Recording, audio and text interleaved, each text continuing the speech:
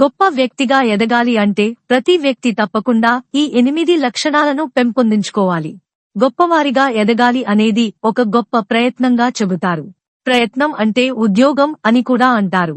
అలా మనకొక సామెత కూడా ఉంది. ఉద్యోగం పురుష లక్షణం. ఒక వ్యక్తి గొప్ప వ్యక్తిగా ఎదగాలి అనుకోవడం గొప్ప ఆలోచనగా చెబుతారు. కానీ దానిని సాధించడమే జీవితంలో విజయం సాధించినట్టుగా చెబుతారు. ఇందుకు సాధన మరియు నిబద్ధత జీవన ప్రయాణం చేయాలి. ఆదర్శవంతమైన జీవితం గురించి తెలుసుకోవాలి.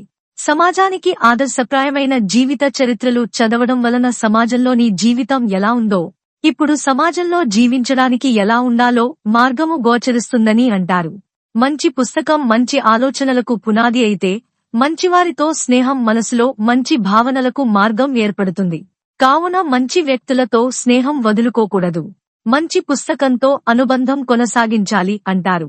ఒక వ్యక్తి గొప్ప వ్యక్తిగా ఎదగడానికి మంచి స్నేహం, మంచి పుస్తకంతో అనుబంధంతో బాటు మంచి ప్రవర్తన అందరిలోనూ మంచి గుర్తింపుకు అవకాశం ఏర్పడుతుంది. జీవితం ఎవరిని, ఎప్పుడు, ఎలా మారుస్తుందో తెలియదు.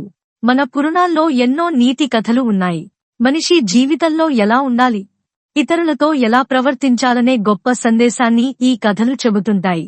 పురాణాల్లో ప్రస్తావించిన అలాంటి గొప్ప సందేశాన్ని అందించే ఒక కథ గురించి ఇప్పుడు మనం తెలుసుకుందాం. కొందరు డబ్బు, హోదా, పేరు ఉందని విర్రవీగుతుంటారు.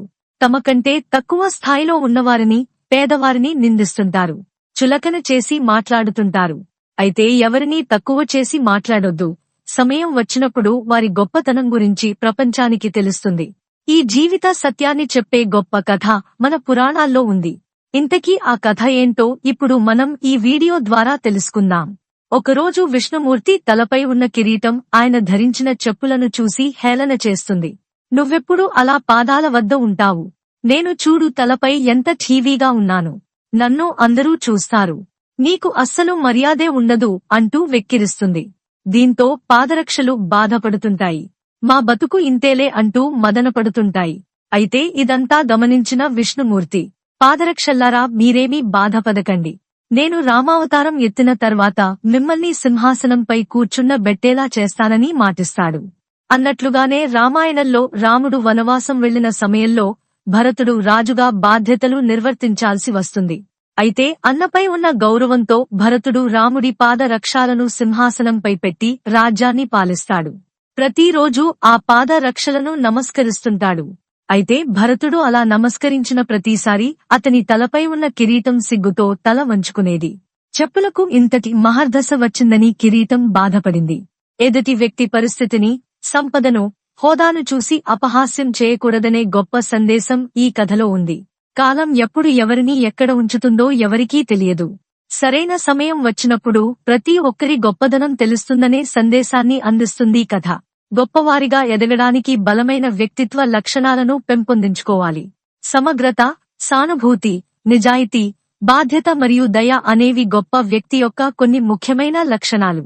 మీలో ఈ లక్షణాలను పెంపొందించుకోవడానికి మరియు బలోపేతం చేయడానికి పని చేయండి. స్వీయ పరిశీలన అవసరం.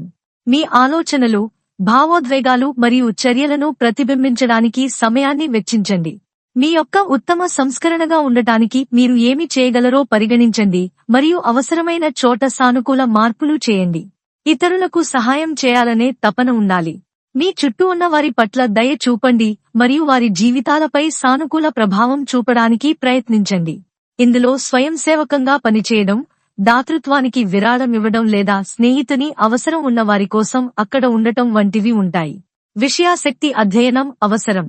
కొత్త అనుభవాలు మరియు జ్ఞానాన్ని వెతకండి. ఇది మీ దృక్కోణాలను విస్తరించడానికి మరియు ప్రపంచంపై మీ అవగాహనను మెరుగుపరచడంలో మీకు సహాయపడుతుంది. వినయపూర్వక ప్రవర్తన ఉండాలి. మీ పరిమితులను గుర్తించండి మరియు నిర్మాణాత్మక విమర్శలకు తెరవండి. ప్రతి ఒక్కరూ తప్పులు చేస్తారని గుర్తుంచుకోండి మరియు వారి నుండి నేర్చుకోవడం చాలా ముఖ్యం. సానుకూలంగా ఉండాలి. Positive mind set. సానుకూల దృక్పథాన్ని కొనసాగించడం సవాళ్లను నిర్వహించడానికి మరియు వృద్ధి మరియు అభివృద్ధికి అవకాశాలను కనుగొనడంలో మీకు సహాయపడుతుంది. ప్రశాంత చిత్తం. మీ లక్ష్యాలు మరియు ఆశయాలను కొనసాగించండి, కానీ విశ్రాంతి, వినోదం మరియు సంబంధాల కోసం సమయాన్ని వెచ్చించండి. ప్రశాంత జీవితం గొప్ప ఆనందం మరియు శ్రేయస్సుకు దారి తీస్తుంది. గుర్తుంచుకోండి, గొప్ప వ్యక్తిగా ఎదగడం అనేది జీవితకాల ప్రక్రియ. ఇందుకోసం చాలా కాలం జీవితంలో మీతో మీరు పోరాటం చేయవలసి రావచ్చును. ఏర్పడుతున్న బంధాలతో కూడా తారతమ్యాలు ఉండవచ్చును. ముందుగా ఒక గుణం మనిషికి ఉండకూడదు అంటారు. అదే అసూయ. ఇది మనసులో ప్రవేశిస్తే ఆ మనిషి ప్రశాంతంగా ఉండలేరు. వారి చుట్టూ ఉండేవారు కూడా ప్రశాంతతతో ఉండలేరు. కాబట్టి అసూయకు ఆమడ దూరం ఉండాలి అంటారు. ఎన్ని కష్టాలు వచ్చినా సరే ఈ కథ చదివితే జీవితంపై ఆశ చిగురిస్తుంది. జీవితం అన్నాక కష్టాలు రావడం సర్వసాధారణం. అయితే కష్టాలను తలుచుకుంటూ జీవిస్తే జీవితంలో ముందుకు సాగలేం. ఈ చిన్న కథ చదివితే ఈ విషయం స్పష్టంగా అర్థమవుతుంది.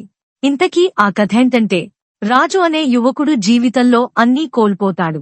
చేసిన వ్యాపారంలో నష్టాలు వస్తాయి. సంపాదన అంతా ఆవిరైపోతుంది. నమ్మిన వారు మోసం చేస్తారు. చివరికి అంతా దూరమై ఒక్కడే మిగిలిపోతాడు.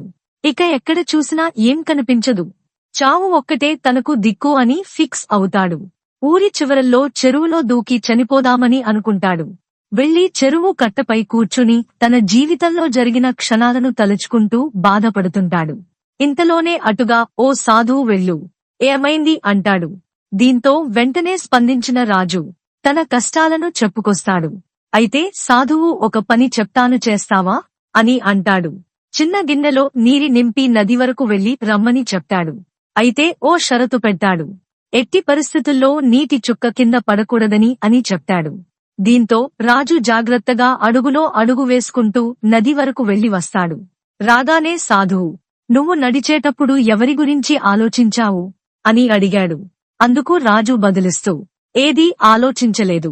నా దృష్టి మొత్తం ఈ గిన్నెలోని నీటిపైనే ఉంది.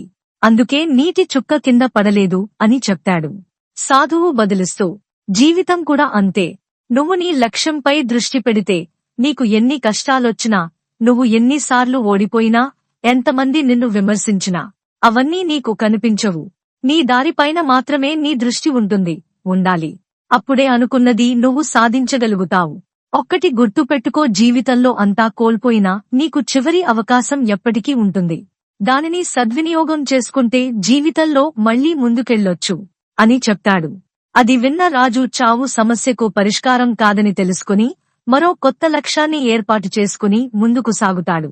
గొప్పవారిగా ఎదగాలంటే ముందుగా మనల్ని మనం గౌరవించాలి. జీవితం ఎప్పుడూ సమాంతరంగా సాగదు. ఒడిదుడుకులు ఉంటాయి. కానీ వాటిని ఎదుర్కోవాలనే ధైర్యం, వాటినుంచి నేర్చుకునే మేధస్సు, వాటిని దాటే పట్టుదల కలిగి ఉంటే మనకు గొప్పవారిగా ఎదగడానికి అడ్డంకులుండవు. ఒక్క అడుగు ముందుకేయండి. ఒక్క మంచి ఆలోచన పట్టుకోండి. ఒక్క మంచి లక్ష్యం వేసుకోండి. మీ జీవితమే మారిపోతుంది.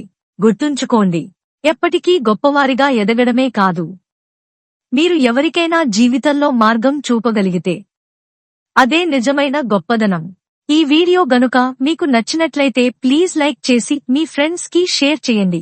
అలాగే మా కొత్త వీడియోస్ మీకు వెంటనే చేరాలంటే మా ఛానల్ ని సబ్స్క్రైబ్ చేసుకుని పక్కనే ఉన్నటువంటి బెల్ ఐకాన్ ని ప్రెస్ చేయండి. ధన్యవాదములు.